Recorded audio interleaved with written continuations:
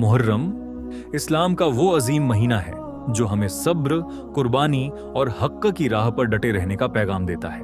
ये वही महीना है जिसमें इमाम हुसैन इब्न अली ने दीन ए इस्लाम की हिफाजत के लिए अपनी और अपने अहल ए बैत की ऐसी कुर्बानी पेश की जिसे कयामत तक याद रखा जाएगा। जब एक मुहर्रम का आगाज हुआ तो इमाम हुसैन इब्न अली अपने खानदान और वफादार साथियों के साथ करबला की सरजमीन पर पहुंचे। उन्हें मालूम था कि आगे इम्तिहान बहुत सख्त है, लेकिन मकसद सिर्फ हक और सच्चाई को जिंदा रखना था। 2 मुहर्रम को उमर इब्न साद अपनी फौज लेकर आया और कहा गया कि यजीद इब्न मुआविया की बैत कर लो, मगर इमाम हुसैन ने साफ अल्फाज में फरमाया कि जुल्म और नाइंसाफी के सामने सर झुकाना मेरे नाना के दीन की तौहीन होगी। 3 मुहर्रम से दुश्मन की फौज बढ़ने लगी। हजारों सिपाहियों ने छोटे से काफिले को चारों तरफ से घेर लिया। अहले बैत के चेहरों पर फिक्र जरूर थी, मगर यकीन और सब्र उससे कहीं ज्यादा था। 4 और 5 मुहर्रम गुजरते गए। हर तरफ जंग की तैयारियां तेज होने लगी, मगर इमाम हुसैन और उनके साथी हर हाल में अल्लाह की इबादत और दुआ में मशगूल रहे। 6 मुहर्रम तक हालात और सख्त हो गए, लेकिन किसी के इरादे में जरा भी कमजोरी नहीं आई। फिर 7 मुहर्रम आया और सबसे दर्दनाक हुक्म दिया गया कि यूफ्रेट्स रिवर का पानी बंद कर दिया जाए। अब खेमों में प्यास का आलम था। छोटे छोटे मासूम बच्चे लबों पर सिर्फ पानी की सदाएं लिए बैठे थे, मगर जालिमों के दिलों में रहम नाम की कोई चीज नहीं थी।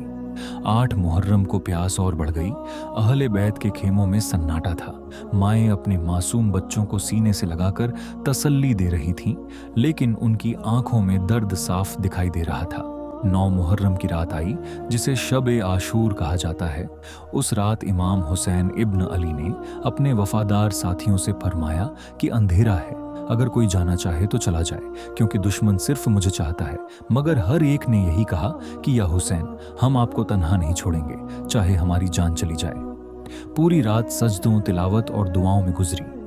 फिर 10 मुहर्रम यानी यौम ए आशूर की सुबह हुई और जंग शुरू हो गई। एक एक करके इमाम हुसैन के जानिसार साथी मैदान ए करबला में उतरते गए और शहादत का जाम पीते गए।